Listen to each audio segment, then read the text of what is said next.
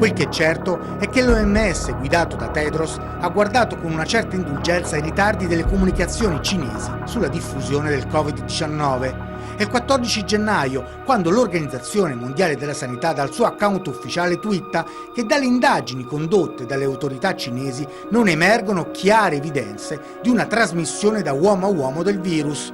Le prime ammissioni arriveranno 8 giorni dopo, il 22 gennaio, quando già si contano migliaia di contagiati. Noi ci abbiamo messo una settimana a capire che, prima di tutto, la presenza di persone sintomatiche non coincide con l'inizio della diffusione dell'epidemia, perché noi ci abbiamo avuto il primo caso sintomatico il 20 febbraio e nel frattempo avevamo già il 3% della popolazione infetta. Ora spiegatemi voi com'è possibile che c'è un caso sintomatico e il 3% della popolazione infetta. Questi come sono sorpresa? L'Organizzazione Mondiale della Sanità non ha detto tutta la verità di quello che sapeva. L'Organizzazione Mondiale della Sanità ha preso ad occhi chiusi, senza fare tutte le verifiche, quello che i cinesi hanno detto, le ha fatte proprie. I dati a nostra disposizione fin dall'inizio non combaciavano con i dati che avevano pubblicato i cinesi. Aspettare il 22 gennaio per ammettere il contagio da uomo a uomo è stato tardivo. Alla fine di questa epidemia l'Organizzazione Mondiale della Sanità probabilmente ci avrà delle spiegazioni da dare. Dovrà spiegarci se una struttura fatta di burocrati pagati profumatamente sia giustificata sulla base dei risultati di quello che è successo finora. Andrea Crisanti è il virologo che ha gestito l'emergenza Covid in Veneto, è l'artefice del famoso modello Vo, tamponi a tappeto anche per gli asintomatici, ha studiato le curve dei contagi comunicate dalla Cina e si è accorto che manca qualcosa.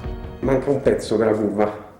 Guardi la curva italiana, o guardi la curva spagnola, o guardi anche la curva americana, lei vede praticamente questa forma, praticamente a I greco che sale così, e questa è la fase esponenziale, e poi inizia questa curva a campana. Esatto. La parte cinese manca tutta questa parte qui, manca la cosiddetta fase esponenziale. Che vuol dire questo secondo lei? Vuol dire che sicuramente, perlomeno io lo interpreto, che manca un grosso pezzo della storia dell'epidemia. Secondo lei quando è partita davvero questa epidemia? Tra fine ottobre e inizio novembre forse, ecco. Cioè noi ci mancano 2 mesi Ci di mancano storia. 2 mesi e mezzo buoni. Mancano cioè quei 2 mesi che avrebbero potuto cambiare il destino del mondo. In uno studio dell'Università di Hong Kong, che collabora per ironia della sorte con l'OMS, viene pubblicato uno studio secondo il quale il 20 febbraio in Cina ci sarebbero stati 232.000 casi di Covid-19, cioè 4 volte in più di quelli dichiarati ufficialmente dal governo cinese. Ecco, è importante ripercorrere alcune date sulla vicenda. L'8 dicembre si ha la notizia per il primo contagio, che poi risaliva al 17 novembre. Tra il 24 e il 27 dicembre alcuni laboratori di analisi avrebbero ricevuto campioni e isolato la sequenza del virus. Il 30 dicembre il dottor Li Wenliang avvisa i colleghi e i cittadini della presenza del virus e gli dice: fate attenzione, usate delle precauzioni, ma la polizia lo obbliga a dire che ha diffuso notizie false e il medico morirà poi proprio a causa del virus. Ma lo stesso giorno, il 30 dicembre, anche la dottoressa Ai Fen, responsabile del reparto di terapia d'urgenza dell'ospedale pubblico di Wuhan, dichiara di aver letto chiaramente un referto dove si faceva riferimento alla patologia SARS coronavirus, dove era addirittura cerchiata la parola. Il 31 dicembre, secondo Citizen Lab dell'Università di Toronto, sulle piattaforme social come WeChat sarebbe partita la censura, sarebbero state censurate 132 parole quali autorità locali, epidemia, governo centrale, insabbiamento. Si tratta di date fondamentali perché è proprio in quel momento che la Cina sta informando l'OMS e tuttavia non gli dice che c'è ancora una trasmissione uomo-uomo, parla di una polmonite dalle cause sconosciute. Il 3 gennaio la Commissione Sanitaria Nazionale cinese avrebbe ordinato di distruggere i campioni analizzati. Ne dà notizia Caixin, il giornale che poi è stato censurato e che sostiene di aver visto imposto quell'ordine. Il 9 gennaio è ormai ufficiale che l'epidemia è scoppiata e a Wuhan si dice appunto ufficialmente che è dovuta a un nuovo virus. Solo l'11 gennaio viene confermata la prima vittima in Cina, 11 gennaio. Il 12 invece il laboratorio dello Shanghai Public Health Center viene chiuso. Un suo professore, Zhang Yongzhen, aveva messo online la sequenza del virus, ma i risultati risalivano almeno ad una settimana prima, data in cui sarebbero stati anche comunicati alla Commissione Sanitaria Nazionale. Il 18 e 19 gennaio, secondo il Wall Street Journal e il Washington Post, nonostante l'ufficialità dell'epidemia a Wuhan, si sarebbe consumato il banchetto più ricco della storia, 40.000 invitati, il più affollato al mondo. Il 23 gennaio viene annunciato il lockdown di Wuhan, ma il sindaco ammette in maniera disarmante che già erano uscite nei giorni precedenti 5 milioni di persone. Tuttavia l'OMS non dichiara ancora l'emergenza di salute pubblica di livello internazionale. Il 25 gennaio e il 1 febbraio, tra il 25 e il 1 febbraio, l'imprenditore Fang Bin carica su Facebook questo video dove si vedono 8 cadaveri. Ecco, di questo imprenditore si sono perse le tracce. Poi il 30 gennaio finalmente l'OMS dichiara che è emergenza sanitaria globale per il Covid-19. Il 5 febbraio la Cyberspace Administration cinese, agenzia governativa che regola il web, annuncia che saranno puniti tutti coloro che diffonderanno notizie che infondono paura sul web. I 2 giornalisti e attivisti che avevano lanciato l'allarme sulla credibilità delle versioni ufficiali sono scomparsi dopo essere stati arrestati dalla polizia a inizio febbraio. Poi il 1 marzo viene arrestato il giornalista Li Zehua. L'organizzazione cinese per la difesa dei diritti umani pubblica una lista che raccoglie 897 casi di repressione. Il 18 marzo invece la Cina ritira l'accredito stampa ai giornalisti del New York Times, del Wall Street Journal e del Washington Post. Ecco, in tutto questo invece c'è un paese che confina con la Cina e che a causa del virus ha contato solo 6 morti. Questo perché aveva intercettato quelle chat dei dottori cinesi, poi censurati, e ha preso immediatamente precauzioni.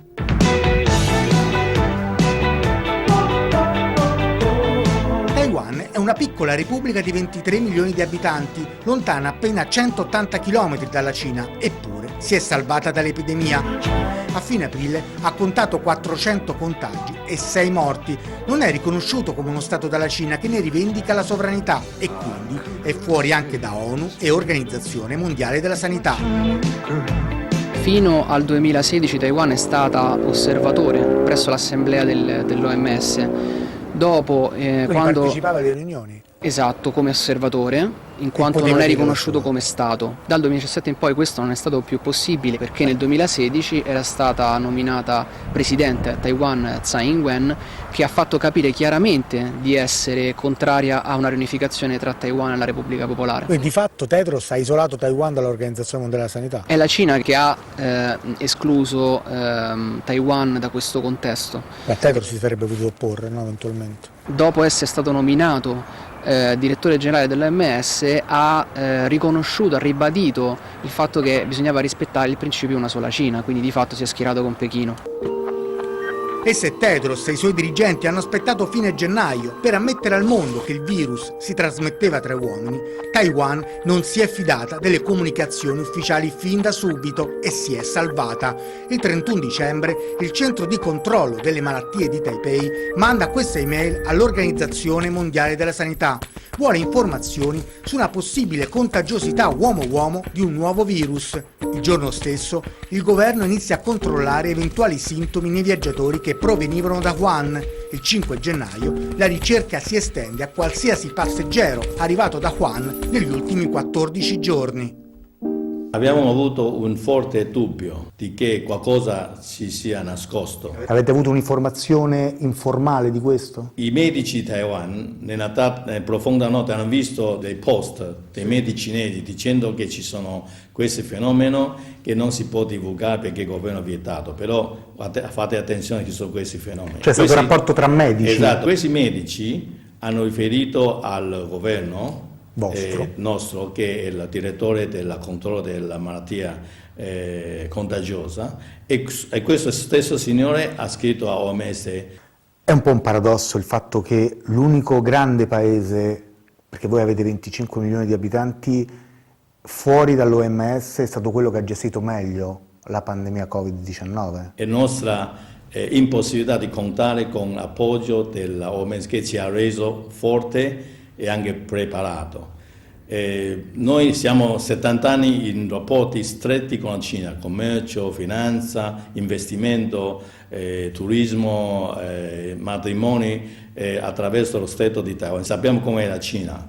Quando dicono che non c'è problema, c'è qualche problema. Quando dice che il problema non è grande, il problema è grande. Quindi quando chiediamo a Cina cosa sta succedendo, hanno detto ma qualcosa c'è, però non vi preoccupate, noi siamo preoccupati. Anche il professor Crisanti ha dubbi sulle informazioni giunte dalla Cina. Io di quello che dicono i cinesi non credo quasi a nulla. Il problema è che l'Organizzazione Mondiale della Sanità, come dire, ha dato credito a quello che dicevano. Molto bene, sarebbe interessante a questo punto chiedere all'Organizzazione Mondiale della Sanità, che tra altre cose ha fatto un'ispezione lì, che dati hanno raccolto. Il medico che ha condotto la missione in Cina per conto dell'Organizzazione Mondiale della Sanità è Bruce Aylward. Da anni copre ruoli strategici nell'organizzazione. A metà marzo, per iscritto, si era mostrato disponibile ad un'intervista con noi, che poi è misteriosamente saltata.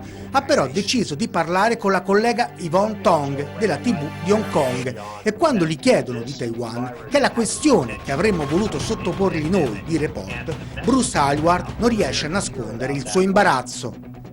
L'OMS rivaluterà l'appartenenza di Taiwan all'organizzazione?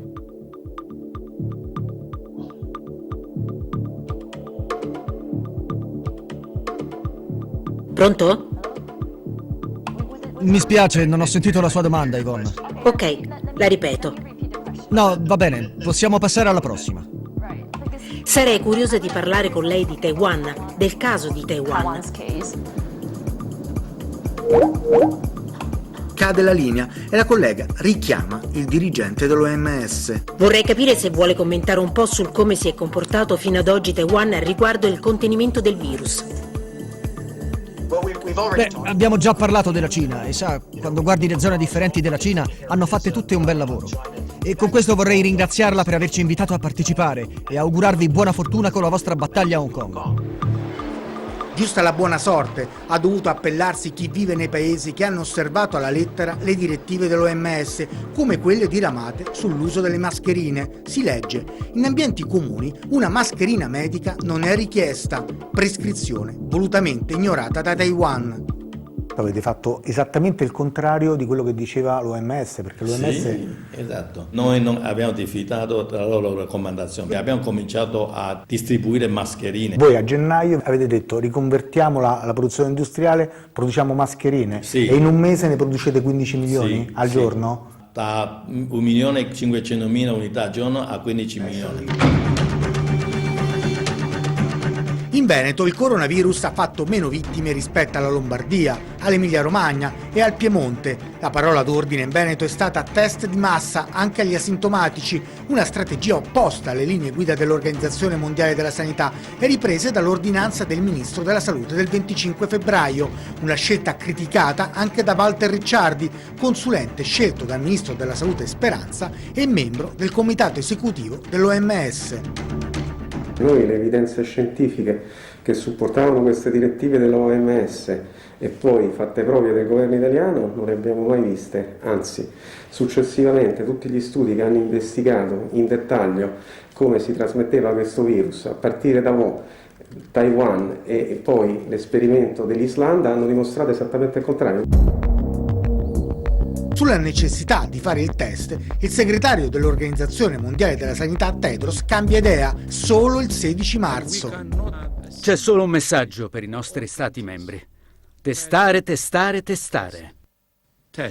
Una volta scappati i buoi valli a riprendere. Ecco, insomma, quello che appare chiaro è che all'OMS avevano le idee poco chiare. Ma chi è che decide? Noi abbiamo cercato di capire quale fosse la ratio dietro la logica, dietro la strategia antivirus dell'Organizzazione Mondiale della Sanità. Abbiamo chiesto anche tutte le linee guida che sono state emanate. Insomma, a parte che non ce l'hanno volute dare, però quelle che siamo riusciti a recuperare sono già abbastanza indicative. In meno di 2 mesi hanno cambiato ben 5 volte e mezza.